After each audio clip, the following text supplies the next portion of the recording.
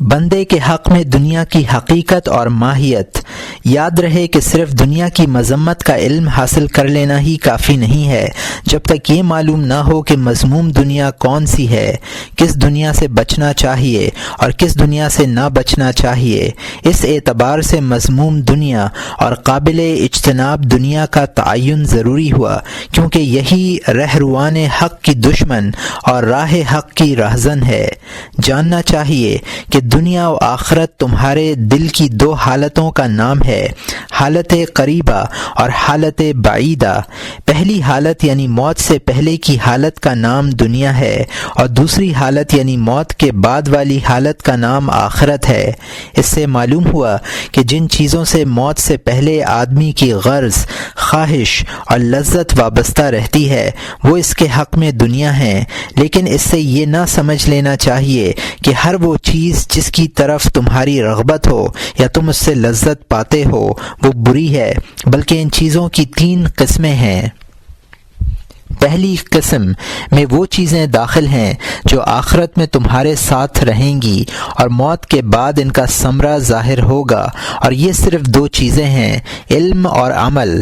علم سے یہاں مراد اللہ تعالیٰ کی ذات، صفات، افعال، ملائکہ، آسمانی کتب، انبیاء، آسمان و زمین کے ملکوت کی معرفت اور سرکار دو عالم صلی اللہ علیہ وآلہ وسلم کی لائی ہوئی شریعت کا علم ہے، اور عمل سے مراد خاص اللہ کی خوشنودی کے لیے کی گئی عبادت ہے۔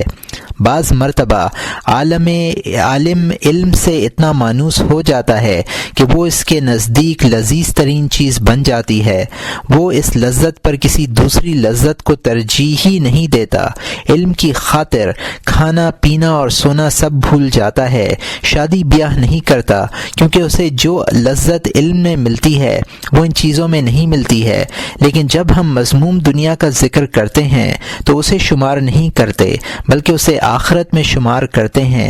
اسی طرح عابد عبادت سے اتنا مانوس ہو جاتا ہے اور اس میں اتنا لطف اور مزہ پاتا ہے کہ اگر اسے عبادت کرنے سے روک دیا جائے تو شاید یہ اس کے لیے بدترین سزا ہو۔ چنانچہ ایک بزرگ کہا کرتے تھے کہ میں موت سے محض اس لیے ڈرتا ہوں کہ یہ میرے اور نماز تہجد کے درمیان حائل ہو جائے گی۔ ایک بزرگ یہ دعا مانگا کرتے تھے کہ اے اللہ مجھے قبر میں بھی نماز، رکوع اور سجود کی قوت عطا فرمانا۔ وہ یہ دعا اس لیے کرتے تھے کہ نماز ان کے نزدیک لذت عاجلہ یعنی سر دست حاصل ہو جانے والی لذت بن گئی تھی۔ اسی طرح کی لذات پر دنیا کا اطلاق اس اعتبار سے ہو سکتا ہے کہ یہ لفظ دونوں سے مشتق ہے، جس کے معنی ہیں قریب ہونا، اور یہ لذات بھی ترتیب ہی میں موت سے پہلے حاصل ہوتی ہیں، لیکن ہم انہیں مذموم دنیا میں شامل نہیں کر سکتے، کیونکہ رسول اکرم صلی اللہ علیہ وآلہ وسلم ارشاد فرماتے ہیں حبیب الی من دنیا کم ثلاثہ النساء والطیب وقرۃ عینی فی الصلاۃ۔ یہ نسائی اور حاکم کی حدیث ہے جس کو انس رضی اللہ تعالیٰ عنہ نے روایت کیا ہے۔ مجھے تمہاری دنیا کی 3 چیزیں محبوب ہیں، عورتیں، خوشبو اور میری آنکھوں کی ٹھنڈک نماز میں ہے۔ اس حدیث میں نماز کو بھی دنیا کی لذتوں میں شمار کیا گیا ہے، کیونکہ لذائذ کا تعلق محسوسات و مشاہدات سے ہے، اور نماز بھی ایک حسی اور مشاہد عمل ہے، اور رکوع و سجود کی حرکت سے حاصل ہونے والی لذت دنیاوی لذت ہے، لیکن کیونکہ یہ مذموم دنیا نہیں ہے اس لیے ہم اس سے تعرض نہیں کرتے۔ دوسری قسم میں اس کے بالکل متضاد لذات اور حظوظ ہیں، یعنی جن کا آخرت میں کوئی ثمرہ یا نتیجہ نہ ہو، جیسے گناہوں سے لذت حاصل کرنا یا زائد از ضرورت مباحات سے لطف اندوز ہونا جو رفاہیت اور رعونت کے دائرے میں آتی ہوں، جیسے سونے چاندی کے ڈھیر، گھوڑے، چوپائے، غلام، باندیاں، محلات، قیمتی کپڑے اور لذیذ کھانے وغیرہ۔ بندے کا ان تمام چیزوں سے حظ اٹھانا دنیائے مذموم ہے، یہ ایک لمبی بحث ہے کہ ان میں سے کون سی چیز زائد از ضرورت ہے اور کون سی ضرورت کے بقدر ہے۔ روایات میں تو یہاں تک ہے کہ حضرت عمر بن الخطاب رضی اللہ تعالیٰ عنہ نے اپنے زمانہ خلافت میں حضرت ابو درداء کو حمص کا گورنر مقرر کیا۔ انہوں نے وہاں ایک پاخانہ تعمیر کرایا جس پر 2 درہم خرچ آئے۔ حضرت عمر رضی اللہ تعالیٰ عنہ کو معلوم ہوا تو آپ نے انہیں لکھا کہ فارس اور روم کی عمارتوں میں وہ چیز موجود تھی جو تم کو کافی ہوتی، تم نے دنیا آباد کی، حالانکہ اللہ نے اس کی فنا کا ارادہ کر رکھا ہے۔ جب تمہیں میرا یہ خط ملے تو تم اپنے اہل و عیال سمیت دمشق چلے جانا۔ چنانچہ حضرت ابو درداء دمشق چلے گئے اور زندگی بھر وہیں مقیم رہے۔ غور کیجئے، حضرت عمر رضی اللہ تعالیٰ عنہ نے 2 درہم سے تعمیر کیے گئے پاخانے کو بھی دنیا کی فضولیات میں شمار کیا۔ تیسری قسم میں وہ لذات ہیں جو نہ خالص دنیاوی ہیں اور نہ اخروی، بلکہ ان سے اعمال آخرت پر مدد ملتی ہے، جیسے بقدر قوت غذا اور یہ قدر عورت لباس کا استعمال۔ اس میں ہر وہ لذت شامل ہے جو انسان اپنی بقا کے لیے یا علم و عمل تک پہنچنے کی خاطر صحت و تندرستی پانے کے لیے حاصل کرے۔ یہ لذات پہلی قسم کی لذات کی طرح نہیں ہیں، بلکہ ان سے پہلی قسم پر اعانت ہوتی ہے اور یہ اس تک پہنچنے کا ذریعہ بنتی ہے۔ چنانچہ اگر انسان علم و عمل میں مشغول ہونے کے لیے کھانا کھائے تو اس کا یہ عمل دنیا نہیں ہے اور نہ وہ اس عمل کی وجہ سے دنیا دار کہلانے کا مستحق ہے۔ ہاں، اگر کھانے کا محرک خط عاجل ہے تو یہ دنیاوی لذت ہوگی اور اس اعتبار سے دوسری قسم میں شامل ہوگی۔ ہاں، اگر کھانے کا محرک حظ عاجل ہے تو یہ دنیاوی لذت ہوگی اور اس اعتبار سے دوسری قسم میں شامل ہوگی۔ موت کے بعد بندے کے ساتھ باقی رہنے والی چیزیں۔ موت کے بعد بندے کے ساتھ صرف 3 چیزیں باقی رہتی ہیں: دنیا کی آلودگیوں سے دل کا صاف ہونا، اللہ کے ذکر سے انسیت اور اللہ سے محبت، قلب کی طہارت اور پاکیزگی۔ اللہ تعالیٰ کے ذکر کی کثرت اور اس پر مداومت سے حاصل ہوتی ہے، اور اللہ کی محبت معرفت سے حاصل ہوتی ہے، اور معرفت الہی دوام فکر سے۔ یہ تینوں صفات ہی موت کے بعد انسان کی نجات اور سعادت کا ذریعہ ہیں۔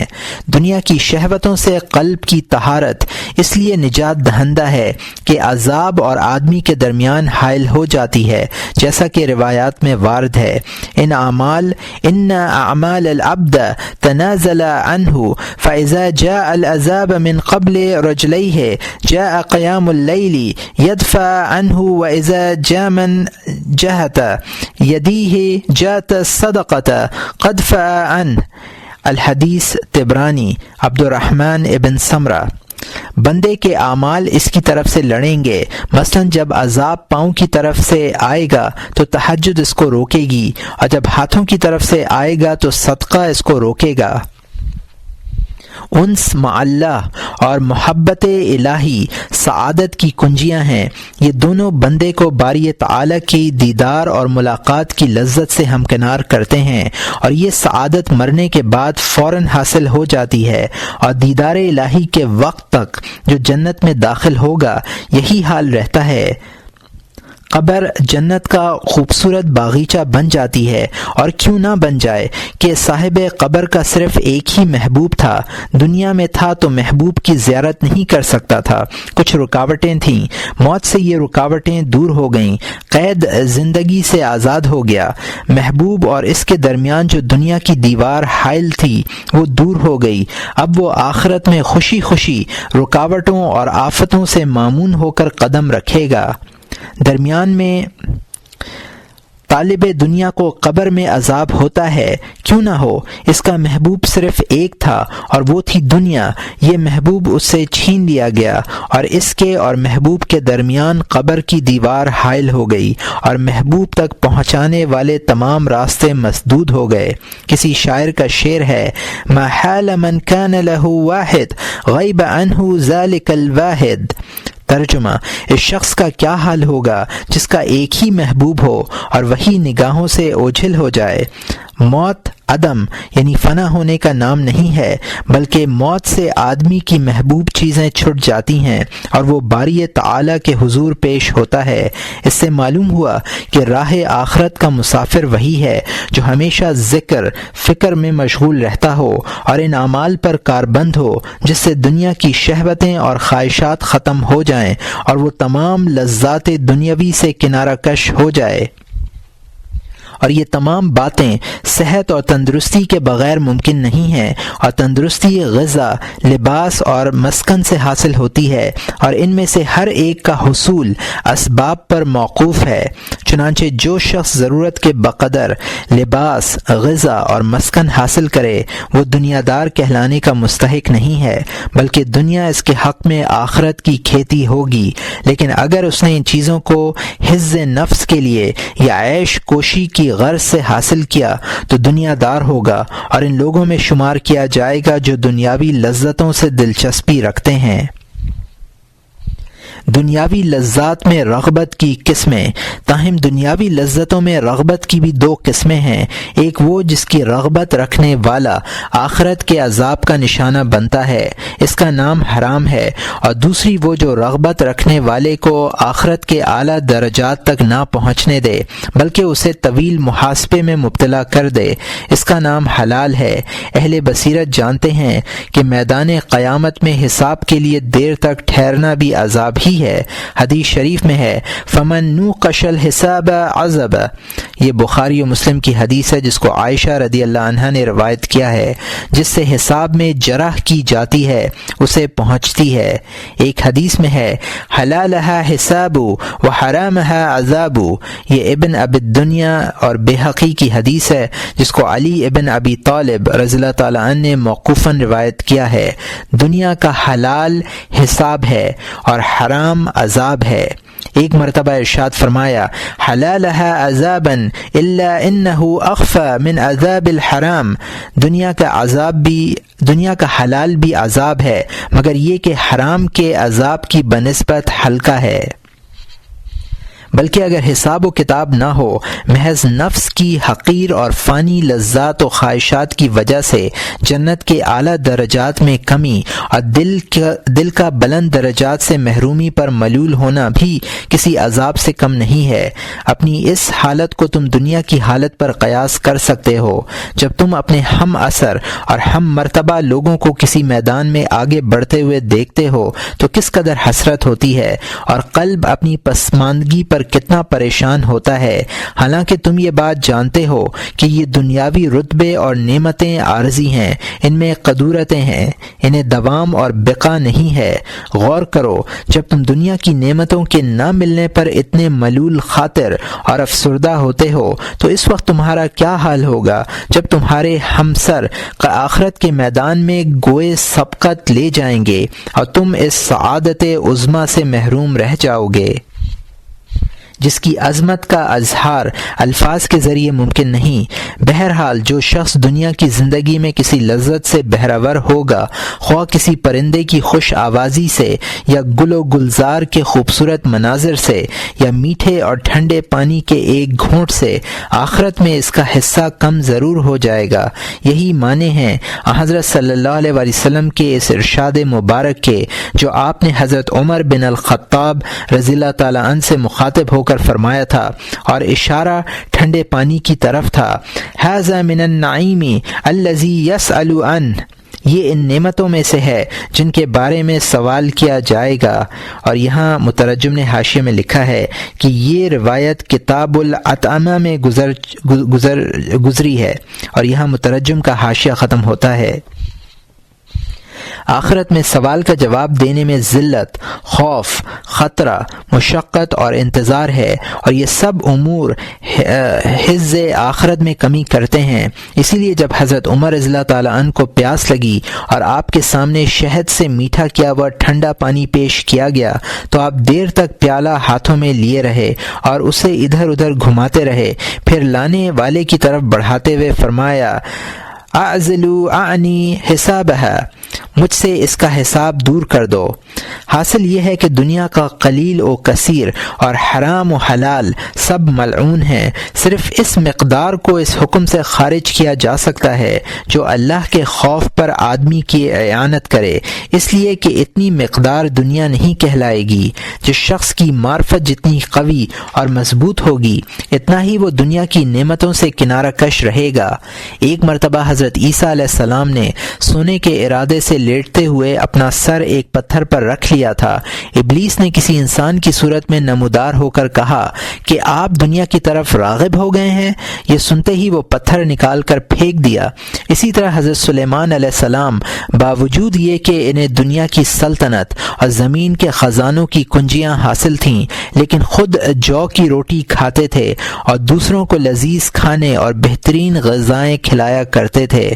انہوں نے اس طرح اپنے نفس کو قابو میں رکھا تھا، حالانکہ یہ ایک صبر آزما کام تھا، کیونکہ کھانوں پر قدرت رکھتے ہوئے صبر کرنا ایک زبردست مجاہدہ اور مشقت ہے اور کسی عام انسان کے بس کی بات نہیں ہے۔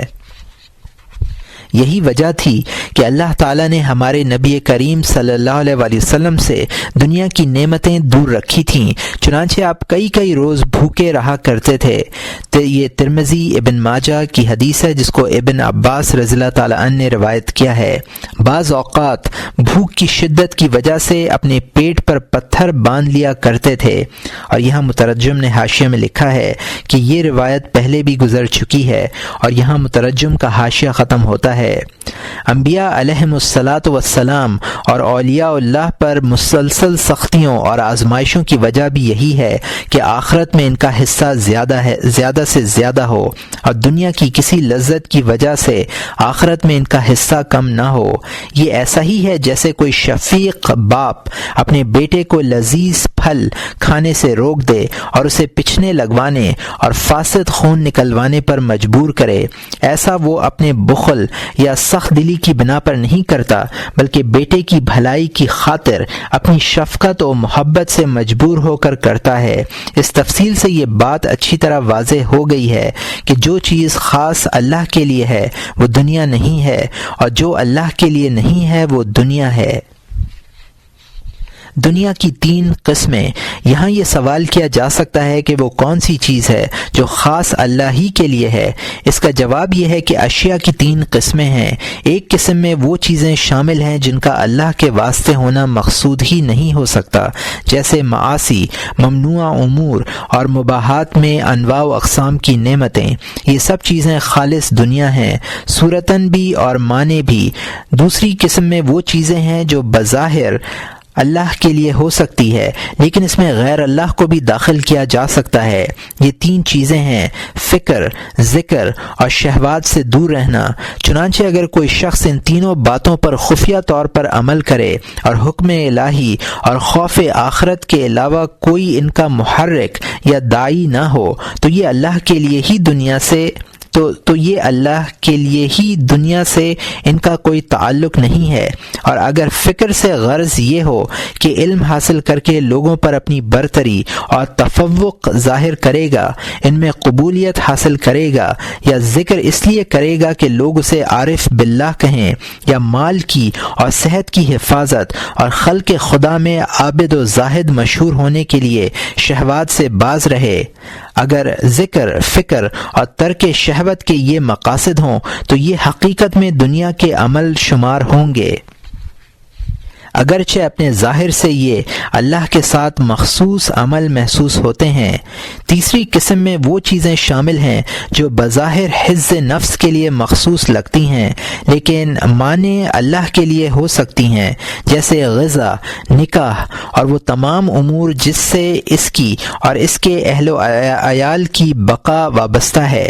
اگر غذا و نکاح سے واقعتاً حفظ نفس مقصود ہے تو یہ بھی دنیاوی عمل ہے، اور اگر ان سے تقوی پر مدد حاصل کرنا ہے تو یہ معنی اللہ کے لیے مخصوص ہیں، خواہ ان کا ظاہر انہیں دنیاوی عمل قرار دیتا ہو۔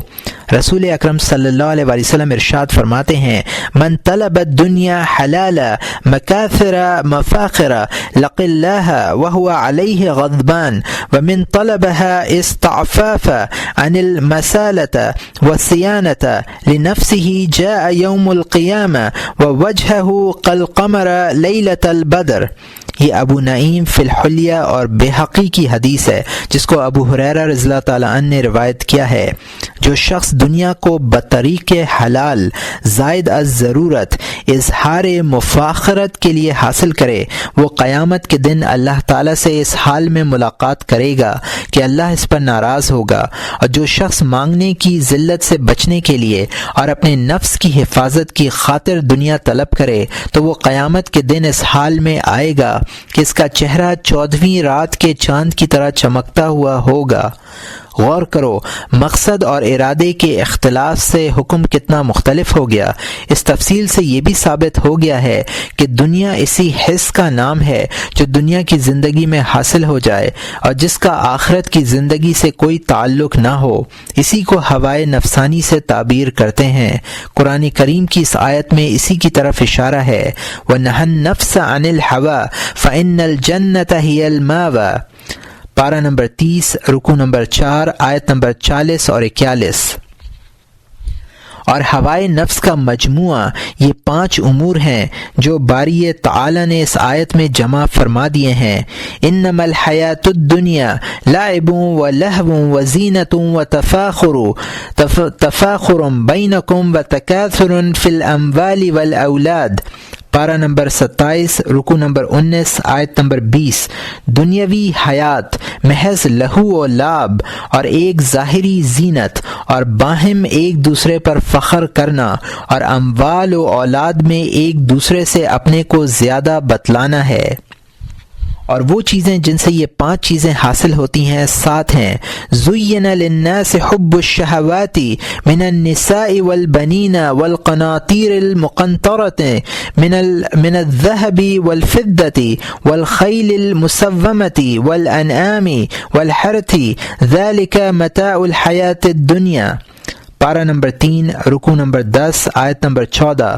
خوشنما معلوم ہوتی ہے اکثر لوگوں کو محبت مرغوب چیزوں کی، مثلاً عورتیں ہوئیں، بیٹے ہوئے، لگے ہوئے ڈھیر ہوئے سونے اور چاندی کے، نمبر لگے ہوئے گھوڑے ہوئے یا دوسرے مویشی ہوئے، اور زراعت ہوئی، لیکن یہ سب چیزیں ہیں دنیاوی زندگانی کی۔ یہ بات واضح ہو چکی ہے کہ جو چیز اللہ کے لیے ہے وہ دنیا نہیں ہے، اور ضرورت کے بقدر غذا اور ناگزیر لباس اور رہائش کی جگہ بھی اللہ کے لیے ہے۔ اگر ان سے اللہ کی رضا مقصود ہو اور ان میں سے زائد از ضرورت لینا تنعم ہے جو اللہ کے واسطے نہیں ہے۔ تنعم اور ضرورت کے درمیان ایک درجہ ہے جسے حاجت کہتے ہیں۔ اس کے 2 طرف ہیں۔ حاجت کی ایک طرف وہ ہے جو حد ضرورت سے قریب ہو، اس سے کچھ ضرر نہیں ہوتا، اس لیے کہ ٹھیک حد ضرورت پر رہنا غیر ممکن ہے، اور ایک طرف تنعم کے قریب ہے، اس سے بچنا چاہیے۔ ان دونوں طرفوں کے درمیان متشابہ درجات ہیں۔ آدمی کو احتیاط سے کام لینا چاہیے، ورنہ ممکن ہے کہ وہ بے احتیاطی کی وجہ سے تنعم میں مبتلا ہو جائے۔ پرہیز میں احتیاط سے کام لینا، تقوی میں مضبوط رہنا اور حد ضرورت سے قریب تر رہنے کی کوشش کرنا انبیاء اور اولیاء کی اقتداء کی کوشش کرنے کے مترادف ہے، کیونکہ یہ حضرات اپنے نفوس کو حد ضرورت پر رکھتے تھے، حتیٰ کہ حضرت اویس القرنی رحمۃ اللہ علیہ کے بارے میں ان کے گھر والوں کا یہ خیال ہو گیا تھا کہ وہ پاگل اور دیوانے ہو گئے ہیں، کیونکہ انہوں نے اپنے آپ پر زندگی تنگ کر لی تھی۔ گھر والوں نے ان کے لیے گھر کے دروازے پر ایک کمرہ بنوا دیا تھا جس میں وہ رہا کرتے تھے۔ 1-2 سال اور کبھی 3 سال بعد وہ گھر آیا کرتے تھے، وہ بھی اس طرح کہ کوئی انہیں دیکھ نہ پاتا۔ عشاء کے بعد آتے اور فجر کی اذان سے پہلے واپس ہو جاتے۔ ان کی غذا یہ تھی کہ وہ کھجور کی گٹھلیاں چن لیا کرتے تھے، اگر کوئی سوکھا چھوارا مل جاتا تو اس سے افطار کے لیے رکھ لیتے۔ اگر کبھی سد رمق کے بقدر سوکھے سڑے چھوارے مل جاتے تو باقی گٹھلیاں فقراء پر صدقہ کر دیتے، کبھی اتنے چھوارے نہ ملتے تو گٹھلیاں فروخت کر کے کوئی چیز خرید کر کھا لیتے۔ ان کا لباس یہ تھا کہ کوڑیوں سے پھٹے پرانے کپڑے اور چیتھڑے تلاش کرتے، انہیں فرات کے پانی سے دھوتے اور ایک دوسرے پر رکھ کر لباس تیار کرتے، اسے پہنتے۔ اکثر ایسا ہوتا کہ راہ چلتے بچے انہیں پتھر مارتے اور انہیں پاگل پاگل کہہ کر چھیڑتے۔ وہ بچوں سے کہتے کہ اگر مارنا اتنا ہی ضروری ہے تو چھوٹی چھوٹی کنکریاں مارو تاکہ خون نہ نکلے، ایسا نہ ہو کہ پتھر مارنے سے خون نکل آئے اور مجھے نماز کی جلدی ہو اور بروقت پانی نہ ملے۔ یہ حضرت اویس قرنی رحمۃ اللہ علیہ کا اسوۂ عمل تھا۔ سرکار دو عالم صلی اللہ علیہ وآلہ وسلم نے ان کی بڑی تعظیم فرمائی ہے۔ ایک روایت ہے، انی لا جد نفس الرحمن من جانب الیمن، مجھے یمن کی جانب سے بوئے محبت آتی ہے۔ اور یہاں مترجم نے حاشیے میں لکھا ہے کہ یہ روایت کتاب العقائد میں بھی گزری ہے، اور یہاں مترجم کا حاشیہ ختم ہوتا ہے۔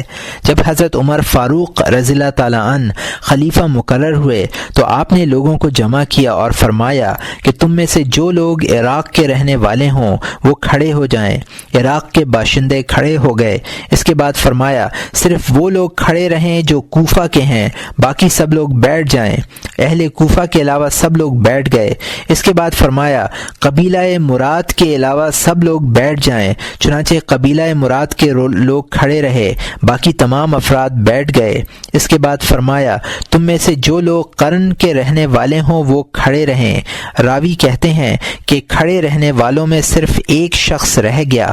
آپ نے اس شخص سے پوچھا کیا تو قرنی ہے؟ اس نے عرض کیا جی ہاں۔ آپ نے پوچھا کیا تو اویس قرنی بن عامر قرنی سے واقف ہے؟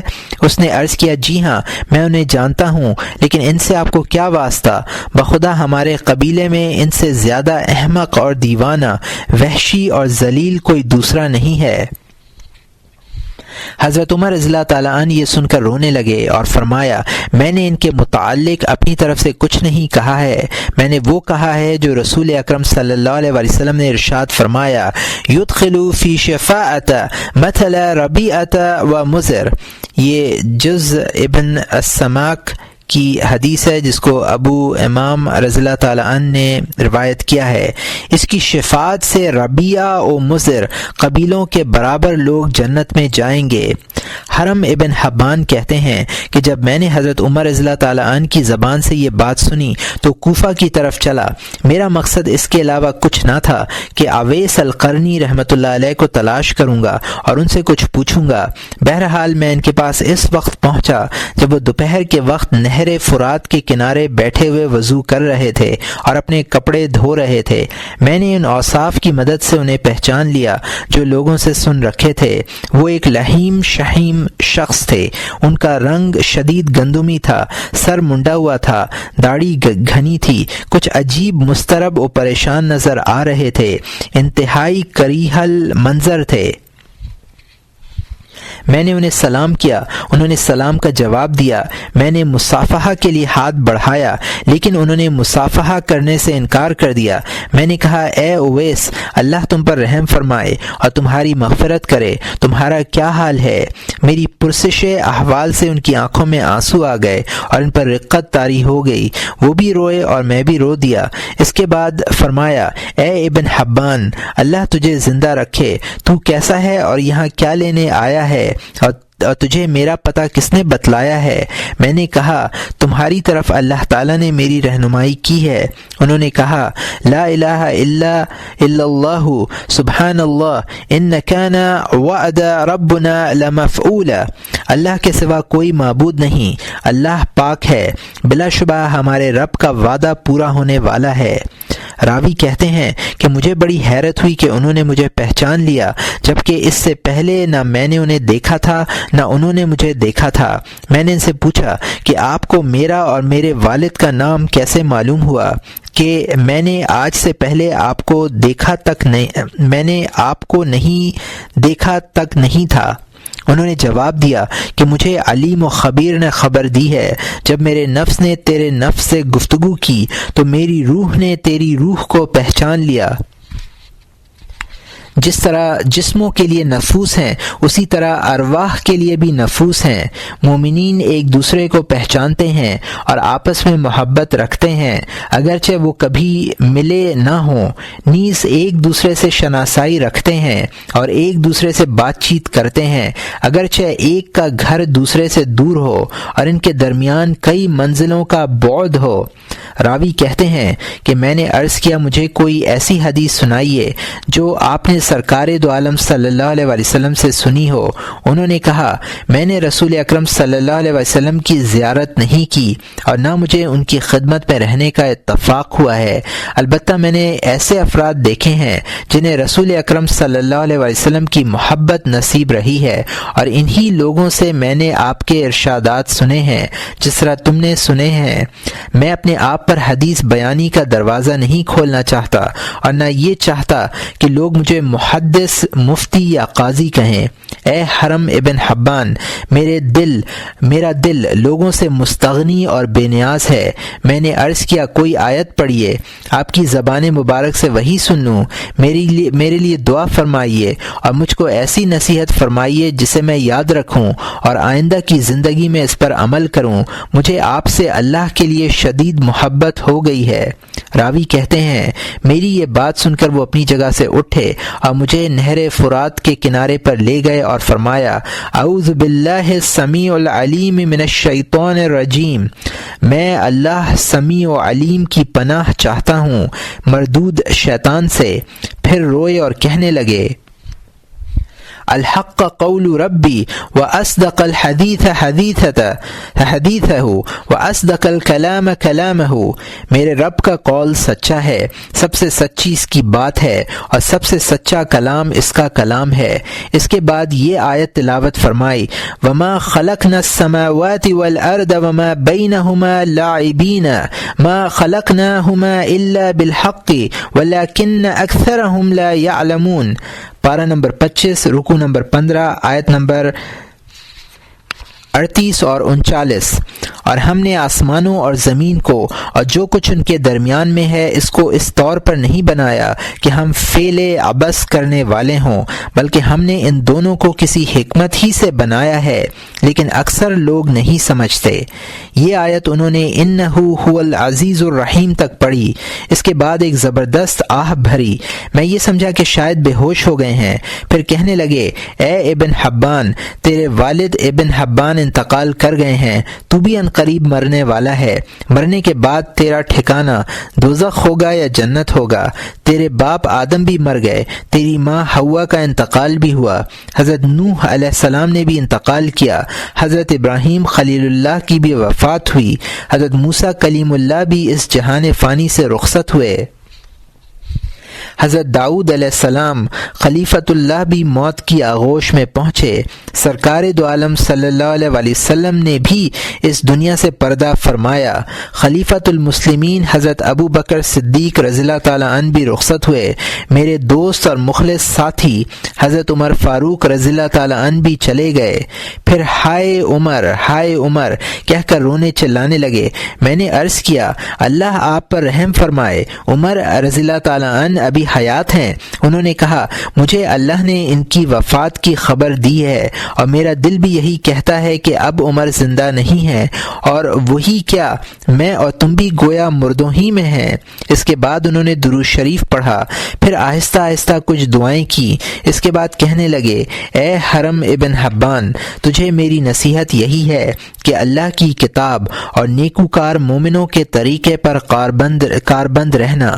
مجھے تیری اور اپنے مرنے کی خبر مل چکی ہے، موت کو ہر وقت یاد رکھنا، ایک لمحے کے لیے بھی اس سے غافل نہ ہونا۔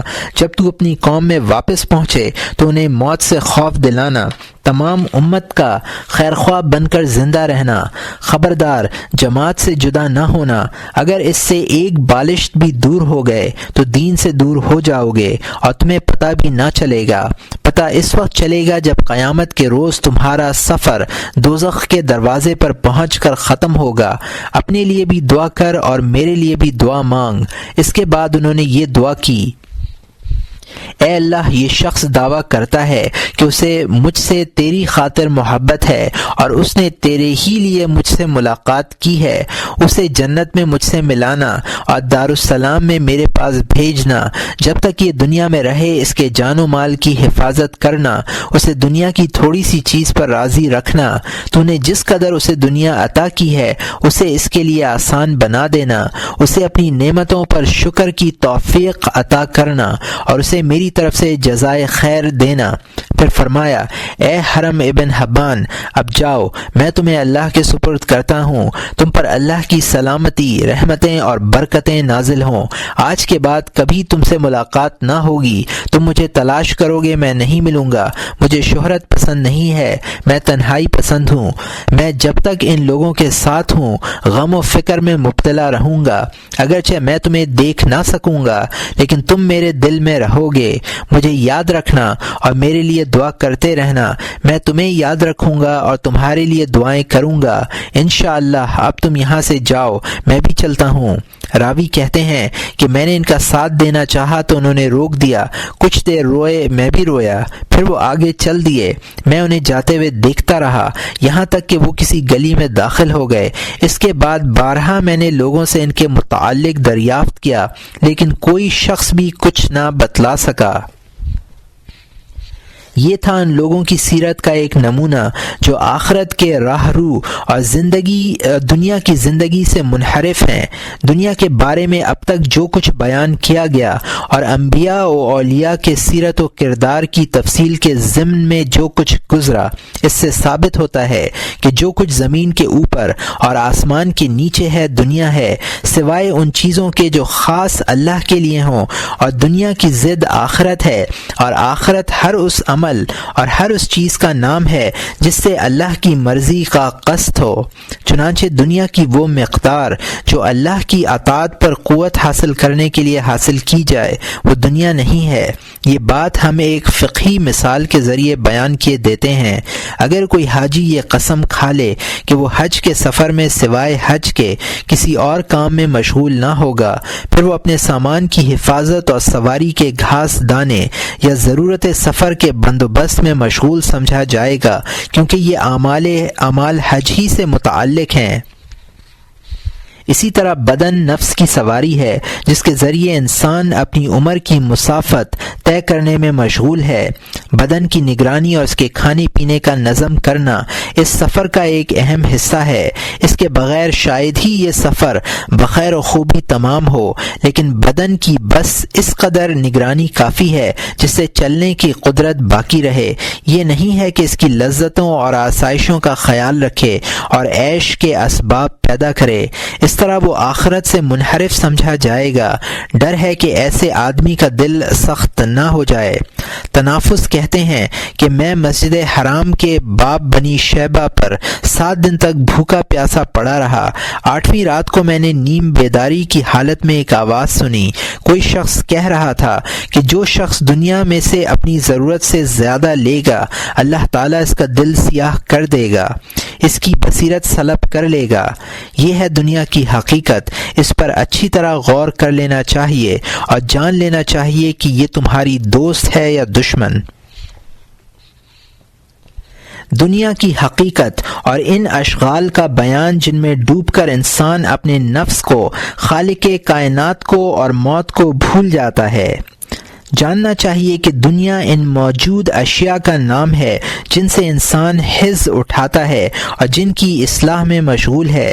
یہ 3 امور ہیں۔ کبھی ایسا لگتا ہے کہ ان میں سے ایک کا نام دنیا ہے، حالانکہ ایسا نہیں ہے، بلکہ تینوں کے مجموعے کو دنیا کہتے ہیں۔ جو چیزیں موجود ہیں اور جن سے دنیا عبارت ہے، زمین اور اس کے اوپر کی چیزیں، اللہ تعالیٰ کا ارشاد ہے اِنَّ جَعَلْنَا مَا عَلَى الْأَرْضِ زِينَةً لَهَا لِنَبْلُوَهُمْ أَيُّهُمْ أَحْسَنُ عَمَلًا، پارہ نمبر 15 رکوع نمبر 13 آیت نمبر 7۔ ہم نے زمین پر کئی چیزوں کو اس کے لیے باعث رونق بنایا ہے تاکہ ہم لوگوں کی آزمائش کریں کہ ان میں زیادہ اچھا عمل کون کرتا ہے۔ زمین تو انسان کے لیے بستر، مسکن اور مستقر ہے، اور زمین کے اوپر جو کچھ چیزیں ہیں اس کا لباس، کھانا پینا اور جمع ہے۔ زمین پر جتنی چیزیں ہیں انہیں 3 قسموں میں تقسیم کیا جا سکتا ہے: معدنیات، نباتات، حیوانات۔ نباتات سے آدمی غذا اور دوا حاصل کرتا ہے، معدنیات سے آلات اور برتن بناتا ہے جیسے تانبے اور لوہے سے بنائے جاتے ہیں یا انہیں نقد رکھتا ہے جیسے سونے چاندی کے سکے ڈھالے جاتے ہیں یا زیور بنائے جاتے ہیں۔ حیوانات کی 2 قسمیں ہیں: انسان اور بہائم۔ بہائم گوشت، سواری اور زینت کے لیے مطلوب ہیں۔ انسان سے کبھی خدمت مقصود ہوتی ہے جیسے غلاموں سے لی جاتی ہے، کبھی صحبت مقصود ہوتی ہے جیسے بیویوں اور لونڈیوں سے کی جاتی ہے، اور کبھی دلوں کو اپنی طرف مائل کرنا مقصود ہوتا ہے، یعنی جاہ و طلب اور خواہش ہوتی ہے۔ یہ ہیں وہ چیزیں جنہیں دنیا کہتے ہیں۔ اللہ تعالیٰ نے ان سب کو ایک آیت میں جمع فرما دیا ہے۔ زُيِّنَ لِلنَّاسِ حُبُّ الشَّهَوَاتِ مِنَ النِّسَاءِ وَالْبَنِينَ وَالْقَنَاطِيرِ الْمُقَنطَرَةِ مِنَ الذَّهَبِ وَالْفِضَّةِ وَالْخَيْلِ الْمُسَوَّمَةِ وَالْأَنْعَامِ وَالْحَرْثِ، پارہ نمبر 3 رکوع نمبر 10 آیت نمبر 14۔ خوشنما معلوم ہوتی ہے لوگوں کو محبت مرغوب چیزوں کی، مثلاً عورتیں ہوئیں، بیٹے، لگے ہوئے ڈھیر سونے اور چاندی کے، نمبر لگے ہوئے گھوڑے ہوئے یا دوسرے مویشی ہوئے، اور زراعت ہوئی۔ اس آیت کریمہ میں نساء اور بنین سے مراد انسان ہے، ذہب و فضہ سے مراد معاون جواہر وغیرہ ہیں، الخیل المسومۃ والانعام سے مراد بہائم اور حیوانات ہیں، اور الحرث سے مراد نبات ہیں۔ بندے کے ساتھ دنیا کی چیزوں کا تعلق۔ بندے کے ساتھ دنیا کی چیزوں کے 2 علاقے ہیں۔ ایک علاقہ دل کے ساتھ ہے، اور وہ یہ ہے کہ آدمی ان سے محبت کرتا ہے، ان سے حظ اٹھاتا ہے، اپنے فکر کو ان کے حصول میں مشغول رکھتا ہے، یہاں تک کہ اس کا دل اسیر بن جاتا ہے۔ پھر اس علاقے میں قلب کی وہ تمام صفات داخل ہو جاتی ہیں جن کا دنیا سے تعلق ہے، جیسے کبر، بخل، حسد، ریاء، جاہ پسندی، بدزنی، مداہنت، تعریف پسندی، شیخی اور برتری کا احساس۔ اس علاقے کو باطنی دنیا کہتے ہیں، اور ظاہری دنیا ان چیزوں کا نام ہے جن کا ابھی ذکر ہوا۔ ان اشیاء کا بندے کے ساتھ دوسرا علاقہ جسمانی ہوتا ہے، یعنی جسم کو ان چیزوں کی اصلاح میں مشغول کرنا تاکہ وہ اپنی اور غیر کی حظ اٹھانے کے قابل ہو سکیں۔ ان میں وہ تمام صنعتیں اور پیشے آ جاتے ہیں جن میں لوگ مشغول ہیں۔ لوگ انہی 2 علاقوں، قلب کے علاقہ محبت اور بدن کے علاقہ شغل کی وجہ سے اپنے نفسوں کو اور اپنے مقاصد زندگی کو فراموش کر بیٹھے ہیں۔ اگر وہ اپنے آپ کو، اپنے رب کو پہچان لیں اور دنیا کی تخلیق کی حکمت اور راز سے واقف ہو جائیں تو اس بات کو سمجھنے لگیں کہ یہ اعیان جنہیں ہم نے دنیا کہا ہے اس جانور کے چارے کے طور پر پیدا کیے گئے ہیں جو تمہیں سوار کر کے راہ آخرت پر گامزن ہے۔ اس جانور سے مراد بدن ہے۔ بدن کھانے، پانی، لباس اور مسکن کے بغیر زندہ نہیں رہتا، جس طرح حج کے سفر میں اونٹ بغیر گھاس، دانے اور پانی کے زندہ نہیں رہ سکتا۔ دنیا میں آخر انسان اپنے نفس اور اپنے مقصد زندگی کو فراموش کر بیٹھے۔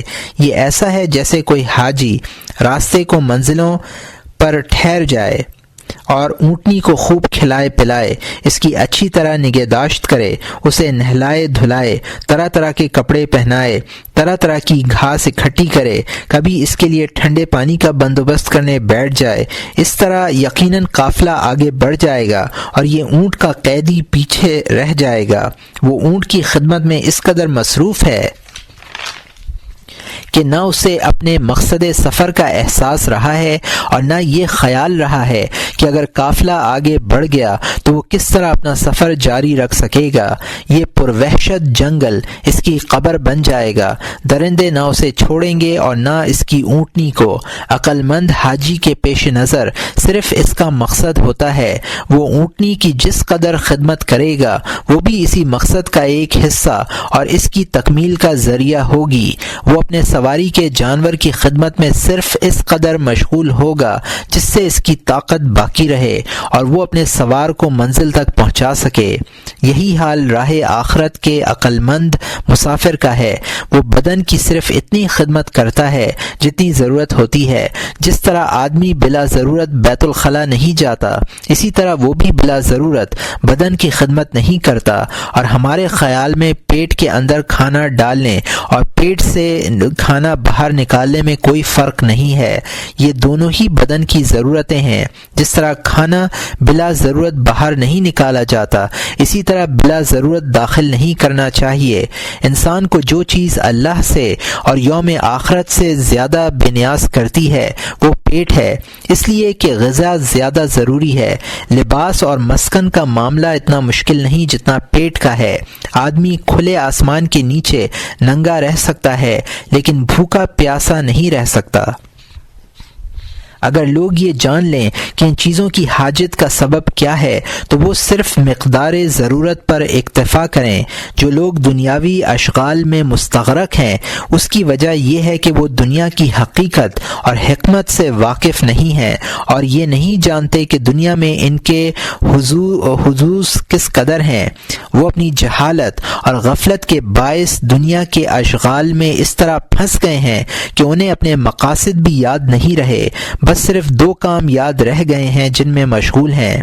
اب ہم دنیا کے اشغال کی وضاحت کرتے ہیں اور ذرا تفصیل کے ساتھ بیان کرتے ہیں کہ کچھ لوگ ان اشغال کی ضرورت کیوں محسوس کرتے ہیں اور پھر کس طرح وہ ان کاموں میں مشغول ہو کر اپنے مقاصد بھول جاتے ہیں۔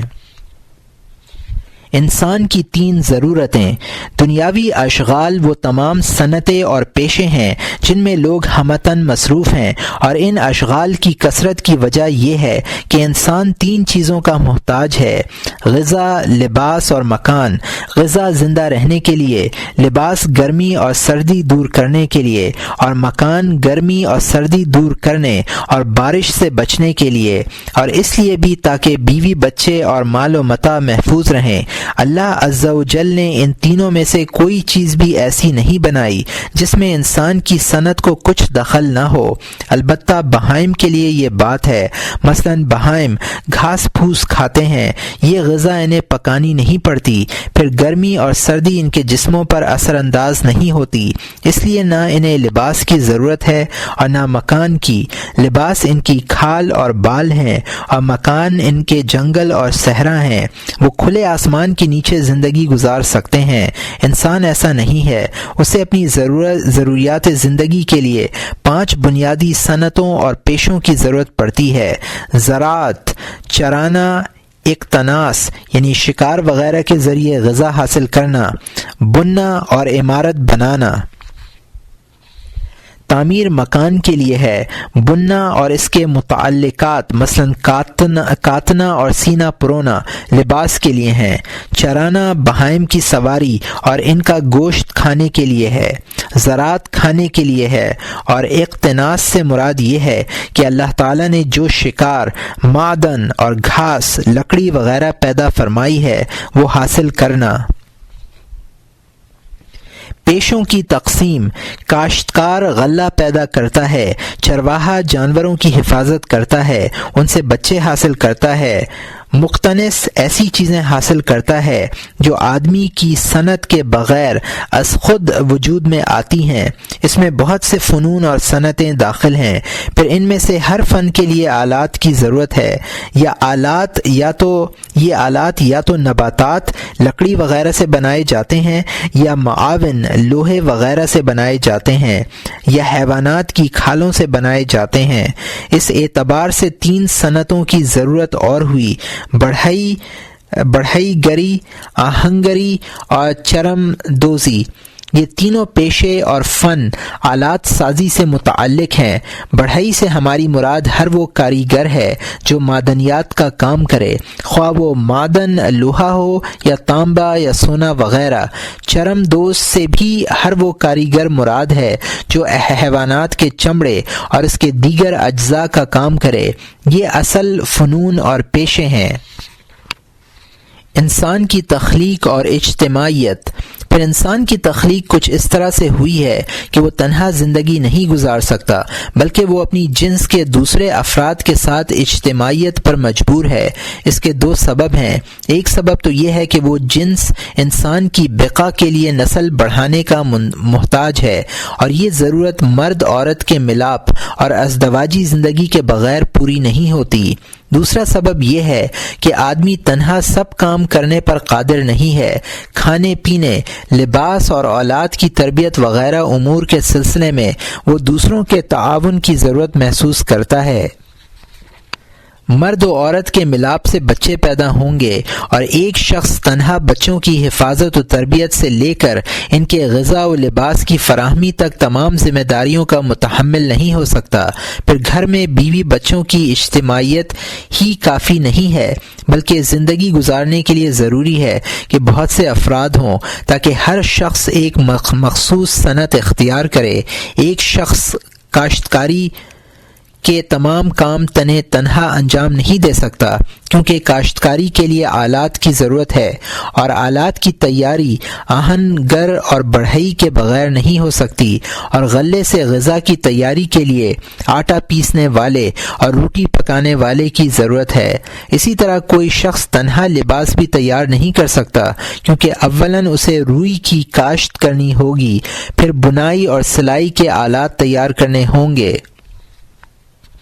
آلات بے شمار ہیں، تنہا ایک آدمی یہ تمام آلات تیار نہیں کر سکتا۔ اس طرح انسان کا تنہا زندہ رہنا ممکن ہی نہیں ہے، بلکہ اجتماع انتہائی ضروری ہے۔ پھر اگر یہ اجتماع کسی صحرا میں ہو اور لوگ ننگی زمین کے اوپر اور کھلے آسمان کے نیچے بود و باش اختیار کر لیں تو گرمی، سردی اور بارش سے تکلیف اٹھائیں گے، چوروں اور ڈاکوؤں کے ہاتھوں پریشان رہیں گے۔ اس لیے ضروری ہوا کہ مکانات بنائے جائیں، اور ہر خاندان کا اپنا الگ مکان ہو جس میں وہ اپنے مال و متاع کے ساتھ محفوظ زندگی گزار سکے، گرمی، سردی اور بارش سے بچ سکے، اور اپنے وسائل معاش کی حفاظت کر سکے۔ پھر کیونکہ چور، ڈاکو وغیرہ پختہ مکانوں میں بھی گھس جاتے ہیں اور ان کے مکینوں کو پریشان کرتے ہیں، ان کا مال و اسباب لوٹ لیتے ہیں، اس لیے ضرورت ہوئی کہ اونچی چار دیواری تعمیر کی جائے جو خام مکانوں کو محیط ہو۔ اس ضرورت کے لیے شہروں اور بستیوں کی بنیاد پڑی۔ پھر جب لوگ گھروں اور شہروں میں اکٹھے ہوئے، ان میں باہم معاملات کی ابتدا ہوئی تو ان میں جھگڑے بھی پیدا ہوئے، اختلافات نے بھی جنم لیا، کیونکہ شوہر کو بیوی پر بالاتری اور ولایت حاصل ہوتی ہے، باپ کو اپنی اولاد پر، کیونکہ اولاد ضعیف ہے، اسے زندگی گزارنے کے لیے ماں باپ کے سہارے کی ضرورت ہوتی ہے، پھر عاقل پر ریاست اور ولایت سے خصومت پیدا ہوتی ہے۔ برخلاف جانوروں پر ولایت کے کیسے جھگڑے پیدا نہیں ہوتے، کیونکہ ان میں مخاصمت کی قوت ہی نہیں ہوتی، اگرچہ ان پر ظلم ہی کیوں نہ ڈھایا جائے، جبکہ عورت اپنے ڈھائے جانے والے مظالم کے خلاف سینہ سپر ہو جاتی ہے اور شوہر سے جھگڑا کر بیٹھتی ہے، اولاد والدین سے جھگڑ لیتے ہیں۔ یہ تو گھر کا حال ہوا، اہل شہر بھی باہم معاملات کرتے ہیں، اور ان معاملات کے نتیجے میں اختلاف و نزاع کا بھی سامنا کرتے ہیں۔ اگر انہیں ان کے حال پر چھوڑ دیا جائے تو وہ لڑ جھگڑ کر ہلاک ہو جائیں۔ یہی صورتحال چرواہوں اور کاشتکاروں کی ہے۔ اگر وہ مشترک چراگاہوں، کھیتوں، نہروں اور کنووں سے استفادہ کریں اور ان کے مقاصد پورے نہ ہوں تو ان میں اختلاف کا رونما ہونا یقینی ہے۔ پھر بعض لوگ ضعف، بیماری، بڑھاپے یا دوسرے اسباب کی وجہ سے زراعت یا صنعت سے عاجز ہوتے ہیں۔ اب اگر ایسے لوگوں کو یوں ہی بے یار و مددگار چھوڑ دیا جائے تو وہ ضائع ہو جائیں۔ اگر اس کی خبرگیری کی ذمہ داری سب پر ڈال دی جائے تب بھی بات نہ بنے، اور اگر بلا کسی وجہ کے کسی خاص شخص پر ڈال دی جائے تو وہ کیوں یہ ذمہ داری اٹھائے؟ ان وجوہات و عوارض کی وجہ سے دوسری بہت سی صنعتیں پیدا ہوئیں۔ ان میں سے ایک فن پیمائش ہے۔ اس سے زمین کی مقدار معلوم ہوتی ہے۔ یہ فن اس لیے ضروری ہوا تاکہ نزاع کے وقت صحیح طور پر ہو سکے اور ہر شخص کو اس کا حق مل سکے۔ ایک فن سپاہ گری ہے۔ اس فن کے جاننے والے یعنی سپاہی تلوار کی مدد سے شہر کی حفاظت کرتے ہیں، اہل شہر کو چوروں اور دشمنوں سے محفوظ رکھتے ہیں۔ ایک فن حکومت ہے۔ اس کی مدد سے شہریوں کے باہمی جھگڑے طے کیے جاتے ہیں۔ ایک فن فقہ ہے، یعنی ان شرعی احکام و قوانین سے واقف ہونا جن سے مخلوق کی زندگی میں نظم و ضبط پیدا کیا جا سکے اور لوگوں کو حدود اللہ سے واقف کرایا جا سکے تاکہ وہ معاملات میں حدود اللہ سے تجاوز نہ کر پائیں اور جھگڑوں میں مبتلا نہ ہوں۔ یہ فنون شہری سیاست سے تعلق رکھتے ہیں۔ ان کی ضرورت سے انکار نہیں کیا جا سکتا۔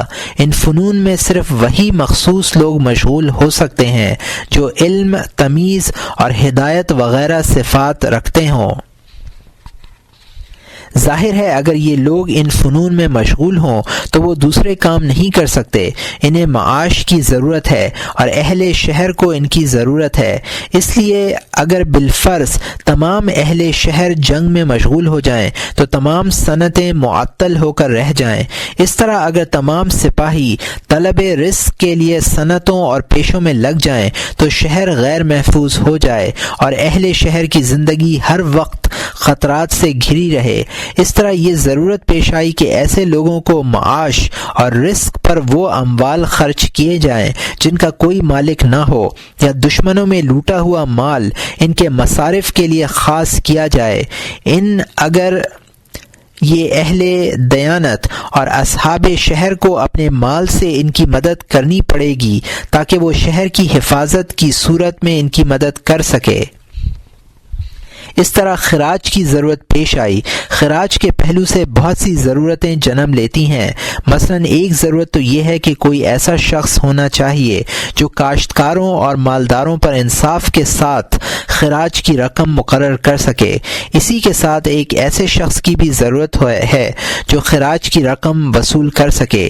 ایک خزانچی کی بھی ضرورت ہے جس کے پاس خراج میں آیا ہوا مال محفوظ رہے۔ ایک تقسیم کنندہ کا ہونا بھی ناگزیر ہے۔ یہ ایسے امور ہیں کہ اگر بہت سے لوگ بیک وقت ان میں مشغول ہو جائیں تو کوئی نظم باقی نہ رہے۔ اس لحاظ سے ایک آدمی متعین کرے اور ہر شخص کو اس کے لائق کام سپرد کرے، نیز خراج وصول کرنے، خراج تقسیم کرنے، سپاہیوں کو جنگ میں استعمال کرنے، انہیں اسلحہ دینے، جنگ کی سمتیں متعین کرنے، فوج کا سالار مقرر کرنے میں انصاف سے کام لے۔ سلطنت کے لیے سینکڑوں افراد متعین ہوتے ہیں، مثلا بادشاہ کے محافظ، اس کے دفتر میں کام کرنے والے محرر، خزانچی، حسابدان، وصول کنندگان اور دوسرے کارکن۔ یہ سب بھی معاش کے محتاج ہیں اور اپنی متعلقہ ذمہ داریوں کی موجودگی میں دوسرے پیشے اختیار نہیں کر سکتے۔ ان کے لیے بھی مال کی ضرورت ہے۔ یہ مال ٹیکسوں وغیرہ کے ذریعے حاصل کیا جاتا ہے۔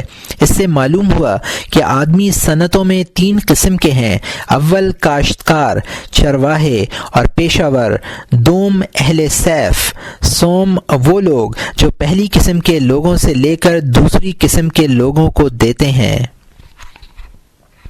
دنیا کی ضرورتیں لامحدود ہیں۔ غور کرو، غذا، لباس اور مکان کی ضرورت نے کتنی ضرورتیں پیدا کی ہیں۔ دنیا کے باقی امور کا بھی یہی حال ہے کہ ایک دروازہ کھلتا ہے تو اس کی وجہ سے متعدد دوسرے دروازے خود بخود کھلتے چلے جاتے ہیں، اور یہ سلسلہ کسی حد پر جا کر منتہی نہیں ہوتا۔ گویا دنیا ایک دوزخ ہے جس کی گہرائی کی کوئی حد نہیں۔ جب آدمی دنیا کے گڑھے میں گرتا ہے تو اس سے نکل نہیں نہیں پاتا کہ دوسرے میں گر جاتا ہے اور دوسرے سے تیسرے میں جا گرتا ہے۔ یہ تمام صنعتیں اور پیشے اموال اور آلات کے بغیر مکمل نہیں ہوتے۔ مال ان چیزوں کا نام ہے جو زمین پر موجود ہیں اور لوگ ان سے نفع حاصل کرتے ہیں۔ ان میں اعلیٰ غذائیں ہیں، پھر مکانات ہیں جن میں انسان تھک ہار کر آرام کرتا ہے، پھر وہ جگہیں ہیں جہاں رزق کمایا جاتا ہے جیسے دکانیں، بازار، کھیت وغیرہ، پھر لباس ہے، پھر گھر کا ساز و سامان ہے، پھر آلات ہیں اور آلات کے آلات ہیں۔ بعض اوقات آلات حیوان ہوتے ہیں، جیسے کتا شکار کا آلہ ہے، گائے کاشتکاری کا آلہ ہے، گھوڑا جنگ و سفر میں سواری کا آلہ ہے۔ یہیں سے خرید و فروخت کی ضرورت جنم لیتی ہے۔ فرض کیجئے ایک کسان کسی ایسے گاؤں میں رہتا ہے جہاں کاشتکاری کے آلات نہیں ہیں۔ لوہار اور بڑھئی دوسرے گاؤں میں رہتے ہیں، وہاں کاشتکاری ممکن نہیں۔ قدرتی طور پر کاشتکار آلات کے لیے ان دونوں کا محتاج ہے اور یہ دونوں غلہ کے لیے کاشتکار کے محتاج ہیں۔ اب یہ ہو سکتا ہے کہ کاشتکار کچھ غلہ لوہار اور بڑھئی کو دے دے اور یہ دونوں غلے کے عوض آلات کاشتکار کو دے دیں، لیکن اس کے ساتھ یہ بھی احتمال ہے کہ جب کاشتکار کو مثلاً آلات کی ضرورت نہ ہو، لوہار اور بڑھئی غلے کے محتاج ہوں، اور جب وہ غلے کی ضرورت نہ رکھتے ہوں، کاشتکار کو آلات کی ضرورت ہو۔ اس طرح کسی کی ضرورت بھی وقت پر پوری نہیں ہو سکتی۔ اس مشکل کا حل نکالنے کے لیے ایسی دکانیں بنائی گئیں جن میں ہر قسم کے آلات ہر وقت فروخت ہوا کریں، اور منڈیاں بنائی گئیں جہاں کسان اپنا غلہ لا کر جمع کر دیں اور منڈیوں کے تاجران ان کا غلہ خرید لیں۔ اب کسانوں کو اگر آلات کی ضرورت ہے تو انہیں یہ فکر ہے کہ غلہ فروخت ہوگا تو آلات خرید سکیں گے۔ اس طرح دوسرے پیشے والوں کو یہ غم نہیں ہے کہ ہم کاشتکار کے پاس آلات لے کر جائیں اور غلے کے بدلے میں فروخت کرنا چاہیں اور وہ خریدنے سے انکار کر دیں تو ہمیں غلہ نہیں ملے گا۔ ہر چیز کی دکانیں ہر وقت کھلی ہیں اور ضرورت کے وقت ہر شخص خرید و فروخت کر سکتا ہے۔ البتہ تاجر کاشتکاروں سے سستے داموں غلہ خرید کر جمع کر لیتے ہیں اور ضرورت مندوں کو نفع سے فروخت کرتے ہیں۔ اس نفع کے لیے بازار قائم ہوئے، دکانیں کھلیں۔ صرف غلے ہی کا نہیں بلکہ تمام اجناس کا یہی حال ہے۔ سفر کی ضرورت اور ابتدا، پھر گاؤں اور شہر کے درمیان آمد و رفت کا سلسلہ شروع ہوا، کیونکہ یہ ممکن ہی نہیں کہ تمام چیزیں ایک ہی شہر میں مل جائیں۔ گاؤں میں غلہ ہے، آلات نہیں، شہر میں آلات ہیں، غلہ نہیں۔ بعض لوگوں نے یہی پیشہ اختیار کر لیا کہ وہ شہر والوں کو ان کی ضرورت کی چیزیں اور گاؤں والوں کو ان کی ضرورت کی چیزیں فراہم کرنے لگے۔ ان کا مقصد صرف حصول زر ہوتا ہے، دوسروں کی غرض کے لیے رات دن سفر کرتے ہیں، اپنی چیزوں کو ادھر سے ادھر منتقل کرتے ہیں۔ جو کچھ مال ملتا ہے وہ ایک روز چھن جاتا ہے، کبھی کوئی راہزن لوٹ لیتا ہے اور کبھی کوئی ظالم حاکم چھین لیتا ہے، لیکن اللہ نے ان کی اس غفلت اور جہالت ہی میں دنیا کا نظام اور بندوں کی مصلحت پوشیدہ رکھ دی۔ وہ مال ضائع ہو جانے کے خوف اور اس کے انجام سے بے پرواہ ہو کر بڑی محنت اور جانفشانی سے مال ادھر سے ادھر لے جانے میں مصروف ہوتے ہیں۔ حقیقت یہی ہے کہ دنیا کا نظام بندوں کی غفلت، جہالت اور حماقت سے قائم ہے۔ اگر تمام اہل دنیا کو عقل رسا اور دیدہ بینا مل جائے اور وہ مال کی بے بضاعتی کا ادراک کر بیٹھیں تو کسی بھی شخص کو حصول و جمع کی خواہش نہ رہے اور ہر شخص دنیا سے متنفر ہو جائے، اور جب دنیا کی خواہش باقی نہ رہے تو دنیا کا نظام ہی کیسے چل پائے گا؟ سب لوگ تباہ ہو جائیں گے۔ بار برداری کے جانوروں کی ضرورت، پھر یہ مال و متاع جو ایک شہر سے دوسرے شہر منتقل کیا جاتا ہے، انسان اسے اٹھا کر لے جانے پر قادر نہیں ہے، بلکہ بار برداری کے جانوروں کی ضرورت ناگزیر ہے۔ بعض اوقات صاحب مال کے پاس جانور نہیں ہوتا، ضرورت پڑنے پر اسے دوسرے سے معاملہ کرنا پڑتا ہے اور جانور کرایہ پر لینا پڑتا ہے۔ یہ معاملہ اجارہ کہلاتا ہے۔ اجارہ بھی معیشت کا ایک اہم ذریعہ ہے۔ پھر خرید و فروخت کے ان معاملات کی وجہ سے نقدی کی ضرورت بھی پیش آئی، کیونکہ جو شخص کپڑے کے عوض غلہ خریدنا چاہتا ہے اسے کیسے معلوم ہوگا کہ کتنے کپڑے کے عوض کس قدر کپڑا آئے گا۔ مختلف اجناس میں معاملات رائج ہیں، جیسے غلے کے بدلے میں کپڑا اور کپڑے کے بدلے میں غلہ فروخت ہوتا ہے، ان میں کوئی مناسبت نہیں ہے جس سے مقدار معلوم ہو سکے۔ اسی لیے ضروری ہوا کہ بائع اور مشتری کے درمیان ایک عادلانہ مقدار متعین ہو جو ایک چیز کو دوسری کے برابر کر دے، اور یہ عدل ایسی چیزوں میں ہو جو مالیت رکھتے ہوں اور ان میں دیر تک رہنے کی صلاحیت ہو، کیونکہ اس کی ضرورت ہمیشہ رہے گی۔ اب ایسے اعیان میں معدنیات کو زیادہ دیر تک باقی رہنے والا پایا، اس لیے سونے، چاندی اور تانبے کو برابری کے لیے مقرر کر لیا۔ پھر ان معدنیات سے سکے ڈھالنے اور ان پر ٹھپا لگانے کی ضرورت پیش آئی تو ٹکسال اور صراف مقرر ہوئے۔ اس طرح ایک کام سے دوسرا کام اور ایک شغل سے دوسرا شغل پیدا ہوا، اور یہ سلسلہ آج بھی اسی طرح دراز ہے۔ چوری اور گداگری یہ مخلوق کے اشغال اور ان کے معاش کے ذرائع ہیں۔ کوئی بھی پیشہ یا فن کیوں نہ ہو، ابتدا میں اسے سیکھنا ہی پڑتا ہے۔ بعض لوگ بچپن میں غفلت کر جاتے ہیں اور کوئی ہنر نہیں سیکھ پاتے۔ بڑے ہو کر جب ان پر رزق کمانے کی ذمہ داری پڑتی ہے تو وہ اپنے بچپن کی غفلت کی وجہ سے عاجز نظر آتے ہیں۔ لیکن پیٹ کی آگ بجھانا ضروری ہے۔ مجبوراً ایسا آدمی دو میں سے ایک راستہ اختیار کرتا ہے، چوری کا یا گداگری کا۔ اب تو یہ دونوں پیشے بن گئے ہیں۔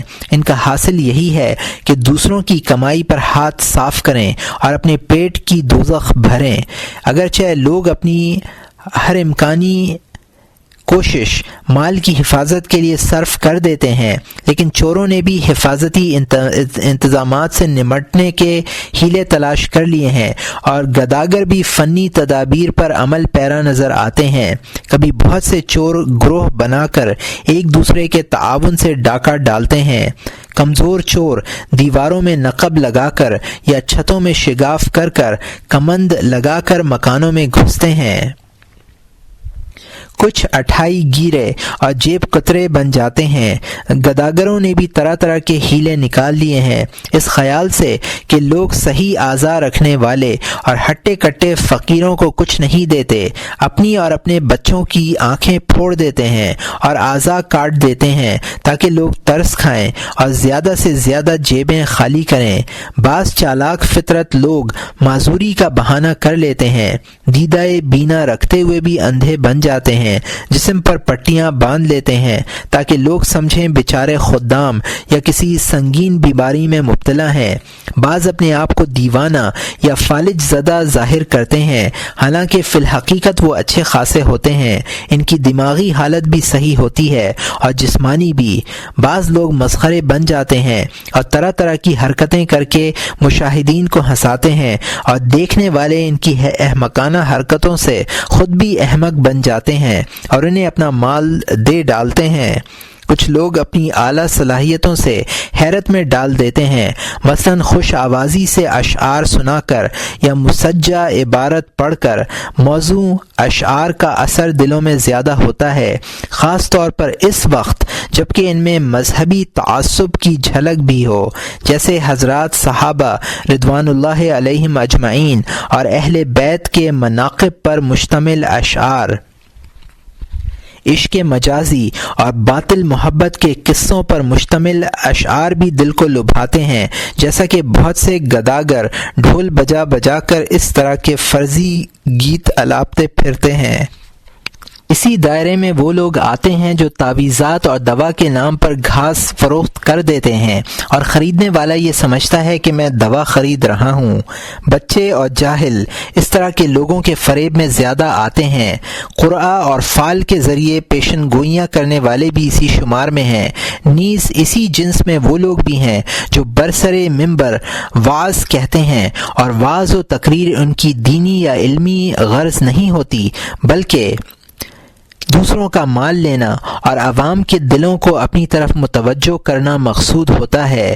بہرحال گداگری کی اتنی قسمیں ہیں کہ انہیں شمار بھی نہیں کیا جا سکتا، اور یہ سب معیشت کے لیے فقر دقیق سے مستنبت ہوئی ہیں۔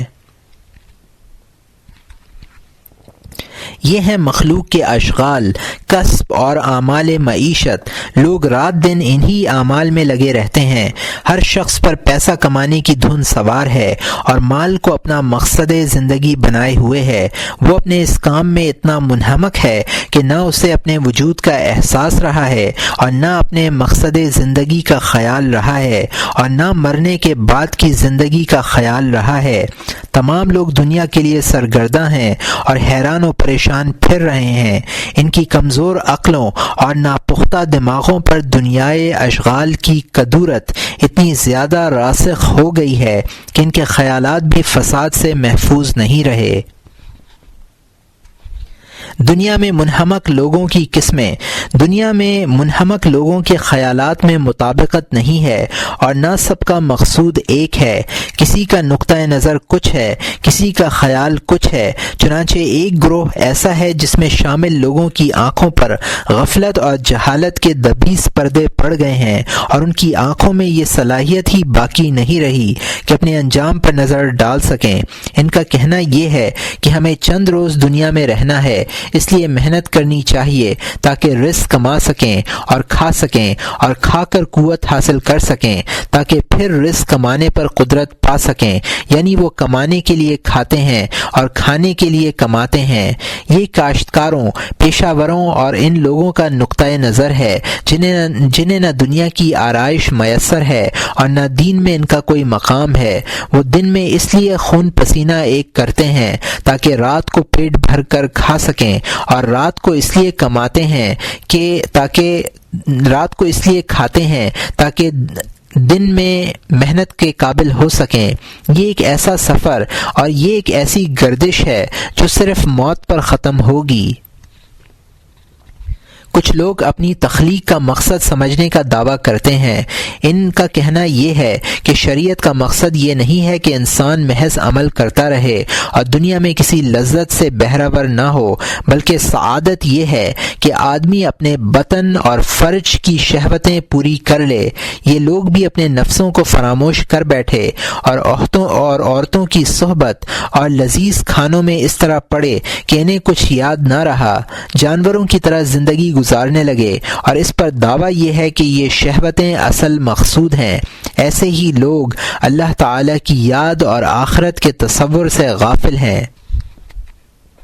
کچھ لوگوں نے یہ خیال کیا کہ اصل سعادت مال کی اور خزانوں کی کثرت میں ہے، چنانچہ انہوں نے مال جمع کرنے میں رات کی نیند برباد کی اور دن کا سکون کھویا، طویل ترین اسفار کیے اور راستے کی ہر مصیبت کو خندہ پیشانی سے برداشت کیا۔ مال کی خاطر ہر طرح کے کام کیے، خواہ ان میں کتنی ہی مشقت اور رسوائی کیوں نہ ہو، وہ محض کمانے اور جمع کرنے میں لگے رہے۔ حد یہ ہے کہ انہوں نے ضرورت سے زائد کھانا بھی روا نہ رکھا۔ ان کا بخل اس بات کی اجازت ہی نہیں دیتا تھا کہ وہ کچھ خرچ کریں اور ان کی جمع شدہ سرمایہ میں کمی واقع ہو۔ گویا مال جمع کرنا ان کے لیے ذریعہ لذت بن گیا، اور وہ زندگی کی آخری سانس تک اسی لذت کوشی میں مشغول رہے۔ موت آئی تو وہ تمام خزانہ یا زیر زمین مدفون رہ گیا یا ان لوگوں کے ہاتھ لگا جنہوں نے شہوت و لذت کی راہ میں تمام دولت لٹا دی۔ جمع کرنے والے کو سوائے مشقت کے کچھ ہاتھ نہ آیا، وبال الگ رہا، لذت صرف کھانے والے کو حاصل ہوئی۔ حیرت ہے کہ لوگ بخیلوں کے انجام کو دیکھتے ہیں لیکن کوئی پرواہ نہیں کرتے۔ کچھ لوگوں نے سوچا سعادت یہ ہے کہ آدمی کی تعریف ہو، ہر شخص اس کے لباس کی عمدگی اور ظاہر کی نظافت و زیبائش کی داد دے۔ ایسے لوگ بھی دن رات پیسہ کمانے میں لگے رہتے ہیں لیکن وہ کھانے پینے میں تنگی برتتے ہیں اور تمام مال اچھا لباس اور عمدہ سواری حاصل کرنے میں خرچ کر دیتے ہیں۔ گھر کے دروازوں اور بیرونی دیواروں کو رنگ و روغن سے اس قدر چمکاتے ہیں کہ نگاہیں خیرہ ہو جائیں اور دیکھنے والے کہیں کہ اس گھر کا مالک کتنا مالدار ہے، یہ تعریف ہی ان کی لذت اور نشہ ہے۔ اسی لذت کے لیے وہ دن رات مال کماتے ہیں، یہ نہیں دیکھتے کہ محنت سے کمایا ہوا مال کہاں خرچ ہو رہا ہے۔ کچھ لوگوں کو خیال ہوا کہ حقیقی سعادت یہ ہے کہ جاہ و منصب ملے، سب لوگ احترام کریں اور تواضع و انکساری سے پیش آئیں اور ان کے مطیع بن کر رہیں۔ لوگوں کی اطاعت حاصل کرنے کے لیے منصب اور جاہ کی ضرورت تھی، چنانچہ اس کوشش میں لگ گئے کہ حکومت میں ہمارا بھی حصہ ہو اور ہمارے فیصلے بھی نافذ ہوں۔ چند افراد پر حکومت اور ان کی اطاعت ہی ایسے لوگوں کا مقصد ہے، اور یہ بات اکثر غافلوں میں موجود ہے کہ لوگوں کی اطاعت ہی کو سب کچھ سمجھتے ہیں۔ ان کی اطاعت نے انہیں اللہ کی اطاعت، عبادت اور آخرت کے تصور سے بے پرواہ بنا دیا ہے۔ یہ چند قسمیں ہوئیں، ان کے علاوہ بھی کچھ فرقے ہیں جن کی تعداد 70 سے بھی زائد ہے۔ یہ تمام فرقے خود بھی گمراہ ہیں اور دوسروں کو بھی راہ حق سے گمراہ کرتے ہیں۔ اس گمراہی کی طرف ان کے میلان کی اصل وجہ یہی ہے کہ وہ دنیاوی زندگی میں اچھا کھانا، اچھا لباس اور اچھا مکان چاہتے ہیں۔ کھانے، لباس اور مکان کی ضرورت سے انکار نہیں، لیکن یہ بھی تو دیکھنا چاہیے کہ ان تینوں چیزوں کی کتنی مقدار کافی ہے۔ مقدار سے زیادہ کی ضرورت اور خواہش نے انہیں اتنا آگے بڑھایا کہ دنیا ہی ان کا مقصد زندگی بن کر رہ گئی، اور اس مقصد کے پیچھے وہ اس طرح دوڑے کہ انجام بھی بھول گئے۔ جو لوگ اسباب زندگی، روٹی، کپڑا اور مکان کی ضرورت کو سمجھتے ہیں اور ان چیزوں کے اصل مقصد سے واقف ہیں، وہ کسی کام میں اتنے منہمک نہیں ہوتے کہ اپنی تخلیق کا مقصد فراموش کر بیٹھیں۔ جو کام بھی وہ کرتے ہیں اس کا مقصد کا علم رکھتے ہیں اور یہ جانتے ہیں کہ اس میں ان کا حصہ کتنا ہے۔ ظاہر ہے کہ کسب معاش کا مقصد غذا اور لباس کے ذریعے بدن کی حفاظت ہے تاکہ بدن ہلاک نہ ہو، اور جس مقصد عبادت کے لیے اس کی تخلیق عمل میں آئی ہے وہ پورا ہو۔ جو لوگ دنیا میں اپنا حصہ کم لیتے ہیں وہ تمام اشغال سے بے نیاز ہو کر آخرت کی طرف متوجہ رہتے ہیں۔ ان کے دلوں میں اللہ کی یاد اور موت کا فکر غالب رہتا ہے اور وہ ہر لمحہ آنے والی زندگی کے لیے مستعد رہتے ہیں۔ اور جو لوگ ضرورت سے تجاوز کر جاتے ہیں، دنیا کے اعمال و اشغال انہیں چین سے نہیں رہنے دیتے۔ ایک شغل کے پہلو سے دوسرا شغل جنم لیتا ہے اور یہ سلسلہ لامتناہی بن جاتا ہے۔ اشغال کی کثرت سے تفکرات بڑھتے ہیں اور دل و دماغ الجھنوں میں گرفتار رہتے ہیں۔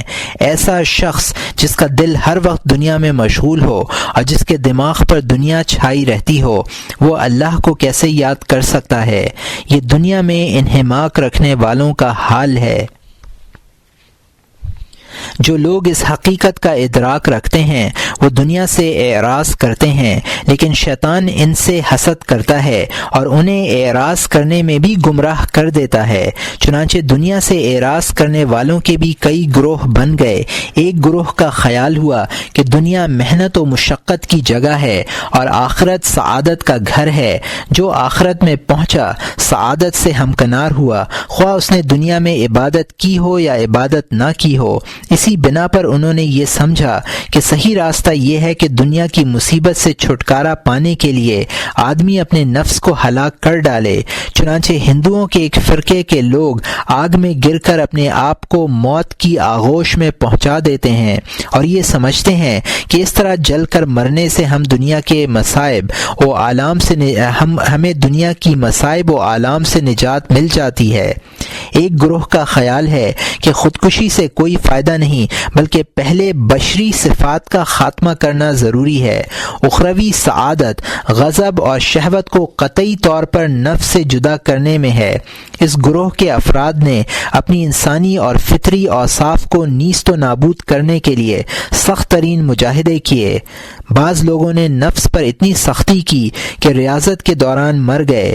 بعض لوگوں کی عقلیں خبت ہو گئیں اور اور حواس مختل ہو گئے، بعض بیمار پڑ گئے اور ریاضت نہ کر سکے۔ بعض لوگوں نے جب یہ دیکھا کہ وہ ریاضت کے باوجود بشری صفات کا قلع قمع کرنے سے عاجز ہیں تو یہ سمجھنے لگے کہ شریعت کے احکام پر عمل کرنا محال ہے اور یہ کہ شریعت سراسر دھوکہ ہے، اس کی کوئی اصل نہیں ہے۔ اس طرح یہ لوگ الحاد اور لامذہبیت کی طرف مائل ہو گئے۔ ایک گروہ کا خیال ہوا کہ یہ تمام عبادتیں اللہ کے لیے کی جاتی ہیں اور اللہ ان سے بے نیاز ہے، نہ کسی گناہ گار کی نافرمانی اس کی جلالت شان میں کمی کرتی ہے اور نہ کسی نیکوکار کی عبادت سے اس کی عظمت و تقدس میں اضافہ ہوتا ہے۔ یہ لوگ اپنی شہوتوں کی طرف لوٹ گئے اور اباحیت یعنی ہر چیز جائز ہے کے راستے پر چلنے لگے۔ انہوں نے شریعت اور احکام شریعت کی بساط الٹ کر رکھ دی اور اس گمان فاسد میں مبتلا ہو گئے کہ ہماری اباحیت پسندی صفائے توحید کی دلیل ہے، کیونکہ ہمارا عقیدہ یہ ہے کہ اللہ تعالیٰ بندوں کی عبادت سے مستغنی ہے۔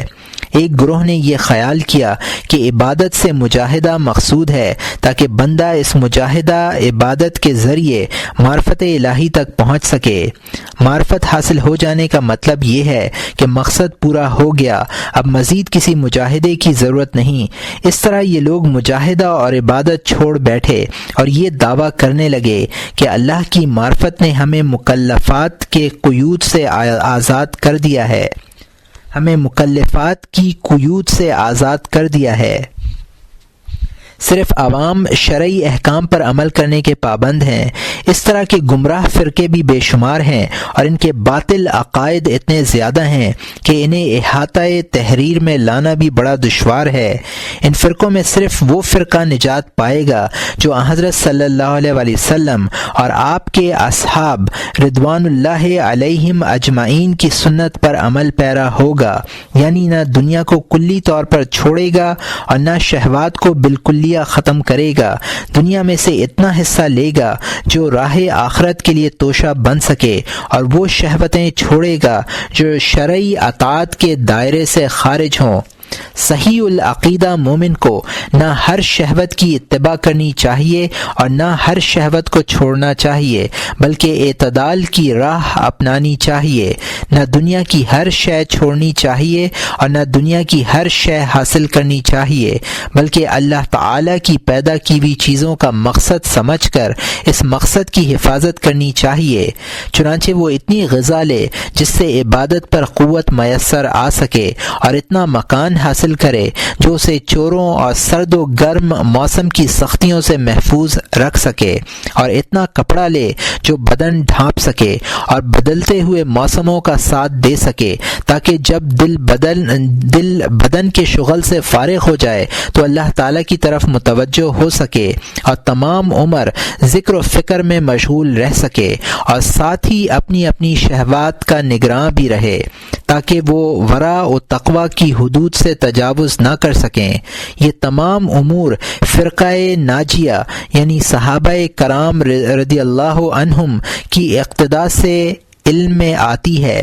سرکار دو عالم صلی اللہ علیہ وسلم نے جب اپنی امت کے 72 فرقوں میں سے ایک کو نجات یافتہ قرار دیا تو صحابہ نے دریافت کیا کہ وہ کون لوگ ہیں؟